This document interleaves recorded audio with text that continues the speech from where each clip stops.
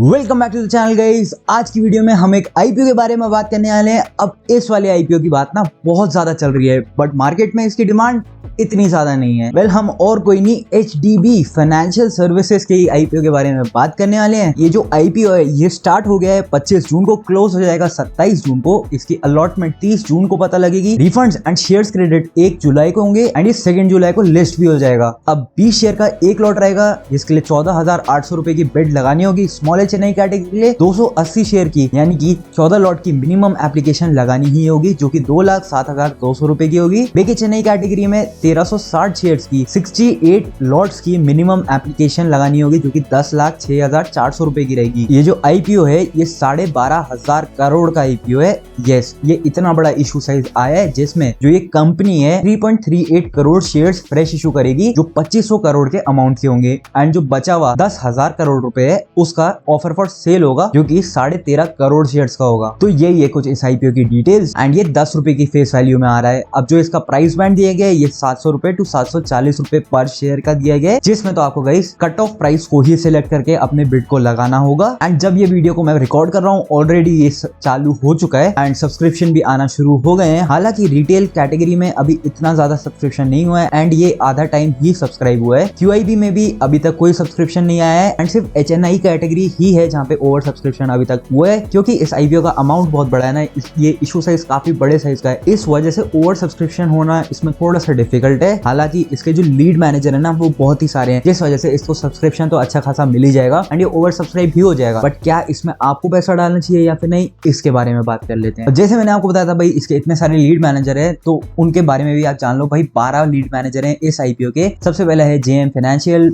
ओफा securities India limited, Motilal Oswal investment advisers limited, Morgan Stanley India company private limited, HSBC securities and capital market private limited, IIFL capital services limited, Nomura financial advisory and securities India private limited, Goldman सैक्स India security private limited, Jefferies India private limited, BNP Paribas Nuvama wealth management limited, UBS securities India private limited. इतने सारे इसके lead managers हैं, जिसमें इस बात की surety है कि इसमें सब्सक्रिप्शन का फिगर काफी अच्छा आ जाएगा। दूसरी बात यह है कि इस आईपीओ का मेन लाने का ऑब्जेक्टिव यही है इस कंपनी का कि सेबी की गाइडलाइंस की वजह से ये आईपीओ आ रहा है। कहने का मतलब यही है, मैंने भी आपको कुछ टाइम पहले एक वीडियो बना के दिखाई थी जिसमें काफी सारे आईपीओ आने वाले थे एंड वो क्यों आ रहे हैं इस वजह से मैंने आपको बताया था। उसमें बेसिकली यही है, गाइडलाइन यही आई है कि जो टॉप इंडिया की टॉप एनबीएफसी है ना, उनको अपने आप को पब्लिकली लिस्ट कराना जरूरी है। इसका जो मेन होल्डिंग कंपनी है, मतलब ये एक सब्सिडरी कंपनी है, जो मेन कंपनी है वो एचडीएफसी बैंक की है एंड वो कंपनी अपना ऑफर फॉर सेल लेके आ रही है। जो ये ऑफर फॉर सेल होगा ये एचडीएफसी को इसके पैसे मिलेंगे 10,000 करोड़ रुपए। एंड अगर बात कर लें इस कंपनी के बारे में तो HDB financial is one of the leading non banking financial companies in India in terms of total gross loan book. ये एक अपर लेयर एनबीएफसी है जो कि कैटेगराइज करी गई है आरबीआई के द्वारा। ये एंटरप्राइज लेंडिंग करती है जिसमें secured and unsecured business loan देती है एमएसएमईज को। ये एसेट फाइनेंस करती है, चाहे वो सिक्योर्ड लोन हो किसी चीज को परचेज करने के लिए, कमर्शियल व्हीकल्स या फिर न्यू व्हीकल्स को। ये कंज्यूमर फाइनेंस भी प्रोवाइड करती है, secured and unsecured business loans for consumer durables, digital and lifestyle product, two wheelers, automobiles, other unsecured personal loan. अब इसकी जो ग्रॉस लोन बुक है ना, अब इसका भी बाइफर्केशन इन्होंने दिया हुआ है, जिसमें 39.85% एंटरप्राइज लेंडिंग से आता है, 37.36% एसेट फाइनेंस से आता है एंड 22.79% कंज्यूमर फाइनेंस से आता है, जो भी मैंने आपको सारे डिटेल में बताया थी। एडिशनली ये कंपनी बीपीओ सर्विसेज भी ऑफर करती है, जो इनके बैक ऑफिस सपोर्ट सर्विसेज होते हैं, कलेक्शन होता है, सेल सपोर्ट सर्विसेज होता है, वो सब। जैसे आप यही मान लो भाई जो काम बजाज फाइनेंस का है वही सेम काम इस कंपनी का है, बस एचडीएफसी ब्रांड नेम के अंडर। तो यही है ये कंपनी। इसके अंदर एक एम्प्लॉय कोटा भी है, बट उसके लिए आपको एम्प्लॉय होना पड़ेगा इस कंपनी के अंदर। एंड दूसरा इसमें एक शेयर होल्डर कोटा भी है, जिसके लिए आपके पास एचडीएफसी बैंक के शेयर्स होना जरूरी था जब ये आईपीओ अनाउंस हुआ था। अब वो चीज कैसे होती है भाई, जब भी रूमर्स आ रहे होते हैं ना मार्केट में, आपको उसी टाइम में जिस भी कंपनी का सब्सिडरी का आईपीओ आ रहा होता है ना, उसका एक शेयर बाय कर लेना चाहिए एंड जब वो आईपीओ आएगा आप एलिजिबल हो जाएंगे। वरना जब भी आईपीओ एकदम से अनाउंस होते हैं ना, आप उस टाइम पे इसको बाय करोगे कोई फायदा नहीं है, क्योंकि जब ये अनाउंस होते हैं इसकी रिकॉर्ड डेट होती है, उसी दिन पे आपके पास इसके शेयर होने चाहिए। जब वो है ही नहीं, आप बाद में खरीदोगे, आप उसके लिए एलिजिबल एलिजिबल नहीं होगे। एंड जो आप बिड लगाओगे ना, आप तो यही सोच के लगाओगे कि आपके पास एक शेयर है एंड उसके बेसिस में शेयर होल्डर कोटा में उसको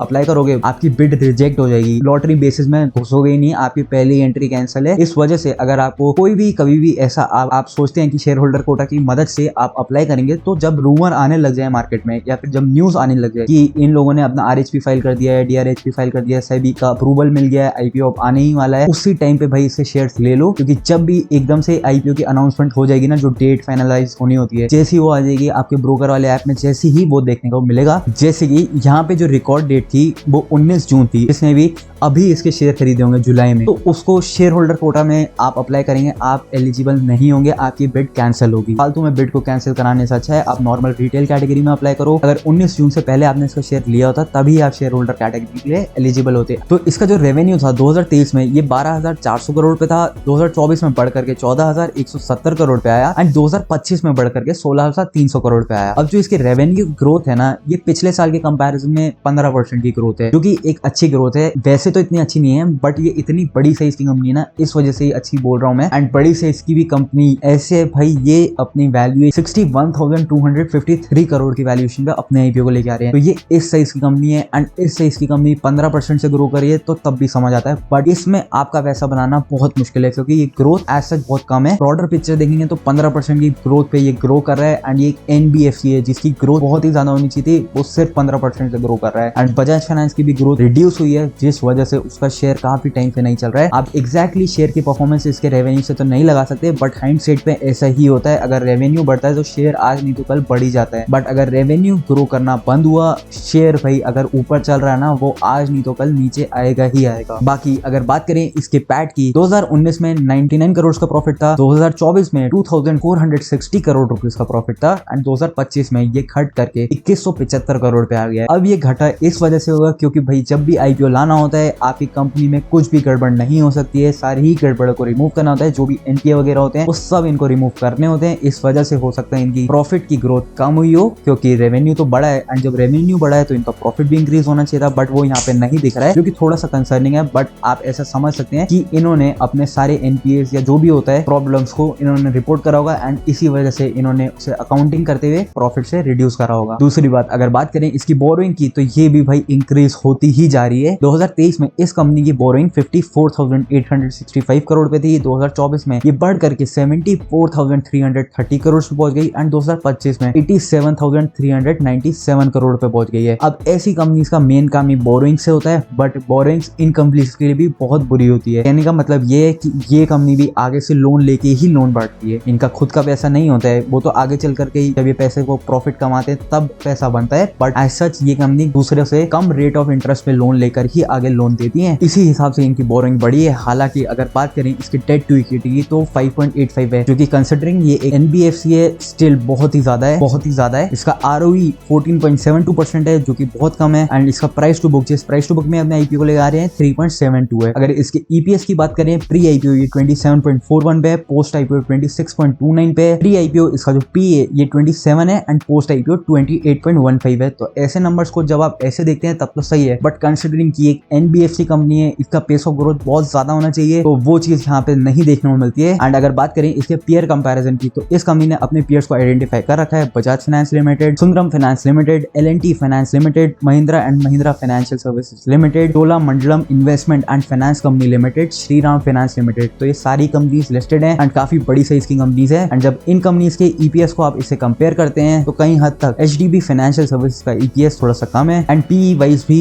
ये थोड़ी सी एक्सपेंसिव आ रही है। तो वैल्यूएशंस को देखते हुए ना ये थोड़ा सा ज्यादा अपने आप को वैल्यू कर रहे हैं एंड इनका प्राइस टू बुक भी काफी ज्यादा है एंड इनका डेट टू इक्विटी भी काफी ज्यादा है। मतलब जो नॉर्मली रहता है ऐसी NBFC कंपनी का, उसके कंपैरिजन में थोड़ा सा ज्यादा ही है। मतलब आप मीडियन पकड़ के चल सकते हैं कि 3 एंड 3.5 ऐसी NBFC कंपनी में मीडियन रहता है, मतलब इतने के आसपास ही रहता है। ये 5 पॉइंट पे है, जो कि काफी डेंजर जोन में ही है। जनरली जो NBFC कंपनीज होती है ना, इनका जो ROE होता है वो 15% के ऊपर ही होता है, बट यहाँ पे वो भी कम है। एंड जब इसके EPS को भी देखते हैं तो बाकी कंपनीज के कंपैरिजन में ये थोड़ी सी पीछे रह जाती है। बट स्टिल HDFC बैंक की कंपनी है, काफी बड़ा ब्रांड नेम है HDFC, एंड उसके नाम से ही काफी सारी चीजें हो जाती हैं। बाकी HDB फाइनेंशियल भी ओवरऑल इतनी ज्यादा बुरी कंपनी तो नहीं है, एंड दिक्कत यहाँ पे यही है कि इसका इशू साइज बहुत ही बड़ा है। इनका कोई IPO का कोई मेन ऑब्जेक्टिव नहीं है, सिर्फ सेबी की गाइडलाइंस की वजह से इनको IPO लाना पड़ रहा है, जिस वजह से आगे चल करके इस IPO के पैसों से ये करने क्या वाले हैं इसके बारे में कुछ भी नहीं बताया है। एंड क्या IPO लाने से इनकी ग्रोथ और इंक्रीज हो पाएगी इसके बारे में भी कुछ नहीं पता है। तो सिर्फ और सिर्फ लिस्टिंग गेन वजह से ही आपको इसमें अप्लाई करना चाहिए, उसके बाद इसमें खरीदना चाहिए या फिर नहीं खरीदना चाहिए उसकी एडवाइस तो मैं नहीं दूंगा। बट मैं पर्सनली नहीं बाय करूंगा, क्योंकि भाई और NBFC कंपनीज भी हैं, छोटी साइज की कंपनीज हैं जो कि काफी ज्यादा स्पीड से ग्रो कर रही हैं, उनमें पैसा डालना, जो माइक्रो फाइनेंस कंपनीज हैं उनमें पैसा डालना ज्यादा बेटर रहेगा एक ऐसी इतनी बड़ी ऑलरेडी हुई NBFC के कंपैरिजन में, जिसमें ऑलरेडी भाई अब इससे ज्यादा क्या बढ़ेगी, बजाज फाइनेंस तक ही पहुंच सकती है, उससे ज्यादा तो नहीं बढ़ सकती। बट जो कंपनी है ही 1000 करोड़